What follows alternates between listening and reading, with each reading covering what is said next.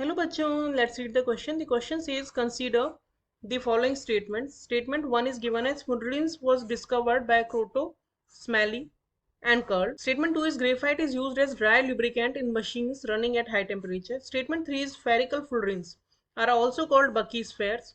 Statement 4 is charcoal and coke are obtained by heating wood or coal respectively at high temperature in the absence of air. Choose the correct statements and select the correct option. Option 1 is only 1 and 2. Option B is only 3 and 4. Option C is 1, 2 and 4.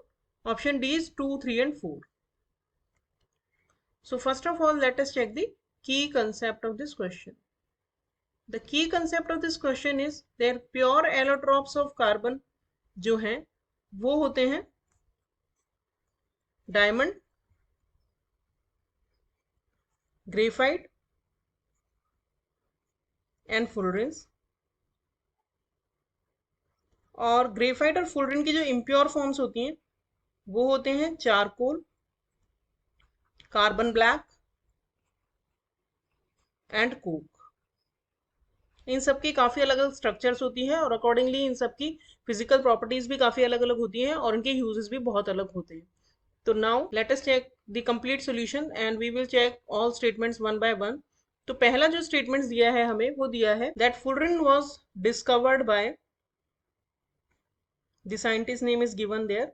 So fullerene was actually discovered by these three scientists only: Robert Kerr, Harold Kroto and Richard Smalley.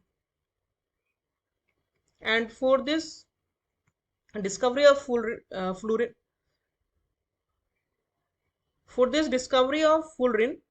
they won the Nobel Prize in 1996. सो यानी कि हमारा जो पहला statement है वो एकदम correct हो गया। सेकंड स्टेटमेंट हमें दिया है अबाउट ग्रेफाइट। तो ग्रेफाइट जो होता है उसकी लेयर्ड स्ट्रक्चर होती है, हेक्सागोनल लेयर्स होती हैं जो कि आपस में वीक वॉन्डरवॉल इस टाइप से हेक्सागोनल लेयर्स बनी हुई होती हैं जो कि एक दूसरे से,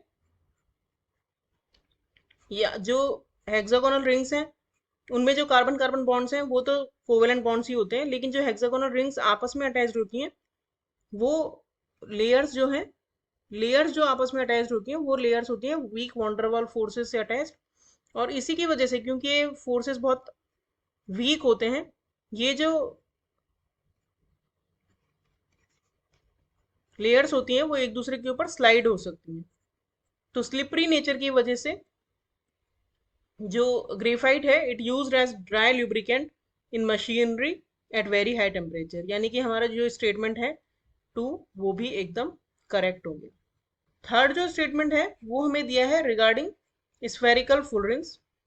और स्फेरिकल जो फुलरेंस होते हैं वो उन्हें हम बकी बॉल्स के नाम से जानते हैं, ना कि बकी स्फेयर्स। तो स्टेटमेंट 3 जो है वो हो गया रॉन्ग स्टेटमेंट। और रिगार्डिंग फोर्थ स्टेटमेंट अगर हम बात करें, then when we heat wood at very high temperature in absence of air, तो वुड जो है इट कन्वर्ट्स इनटू चारकोल। और जब कोल को we heat at very high temperature in absence of air it converts into coke. तो यानी कि statement 4 जो है हमारा वो भी करेक्ट हो गया that charcoal and coke are obtained by heating wood और coal respectively at high temperature in absence of air. तो हमारे जो करेक्ट स्टेटमेंट हो गए वो हो गए 1, 2 एंड 4। सो करेक्ट ऑप्शन हो गया option C. Hope you understood the solution well. Thank you.